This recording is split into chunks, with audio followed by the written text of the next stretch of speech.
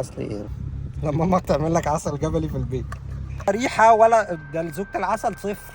قطعه مفعصه وشكلها بايظ، وبص دي ما فيهاش عسل. بتعمل ايه يا عم هذا أحمد؟ حق الامارات. انا دلوقتي قررت اشوف الناس دي عندها عسل ايه. تشتري عسل ايه بقى اصلي؟ هنشوف اهو والله. هذا عسل صدر الامارات. فلاور امارات هذا. فلاور. ايه هذا في الصدر. بس هذا مقفول، هذا مسكر من الداخل. وين؟ انا بدي اشم. بتبرشم؟ لا ده مفتوح طبعا. الحاجه مفتوحه يا جماعه. ما شاء الله عليه باين عليه اصلي خالص. باين عليه ايه؟ ده ريحه السكر طالعه منه. هزه كده يا عم احمد، ورينا العسل اصلي. انا ميه يا جماعه. يا لهوي اصلي. اصلي يسكت يا ابني. ده في نمل جوه كمان اهو. بص ايه الفرق ما بين هذا وهذا؟ وين هذا؟ ايوه هذا صدر. اصلي ايه لما امك تعمل لك عسل جبلي في البيت. بص عسل خفيف جدا. اصلي ايه يا عم؟ اصلي مصنع بلدنا وما بيتكسرش. بجنيه ونص وما بيتكسر. قطعه الشمع هذا جبلي ولا مناحل؟ جبل هذا. طب جبل ما بيجي قطعه الشمع زي هيك. يعني هو هذا أيوة. كبير. طب انا عايز الكبير هذا قطع على بعضها. وين عندك هذا؟ وريني.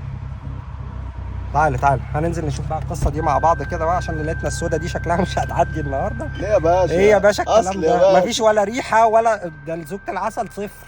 انا حاسس ان انا ده ميه بالظبط. يا ميه بسكر. ما اقدرش اقول كده غير لما احلل في معمل. خلينا ننزل نشوف بس الراجل ده. انت هتعزمني على مانجا يا صاحبي؟ شوف هذا. تعزمني على مانجا؟ سمسم هذا. قطة ركب هذا. مانجا حلوه؟ خراب. دي خلية نحل برية أو جبلية، بس المشكلة هنا إن القطعة نفسها صغيرة جدا. القطعة شكلها غير مريح. هذا إيش؟ هذا صغير. والثاني هذا سمسم. مم. هذا كبير سوي قطة. داخل ركب. بس هذا القطعة مفعصة وشكلها بايظ، وبص دي ما فيهاش عسل، دي مش مختومة. دي كده مش مختومة. أنت ليه ما سبتهاش شوية على الشجرة؟ بص بقى العسل مع ان الجو حر. بص العسل لزج اهو، مع ان الجو حر العسل اللي في البتاع كله لزج اهو. لازم ناخد بالنا من حاجة، إن بص كده العسل لما تعمله كده العسل لزج تقيل، زوجته عالية جدا، على العكس من العسل اللي موجود في البرطمانات. ده قطعة شمع، المفروض إن هو بيقول إن دي متقطعة تمام. بص زوجة العسل هنا عاملة إزاي.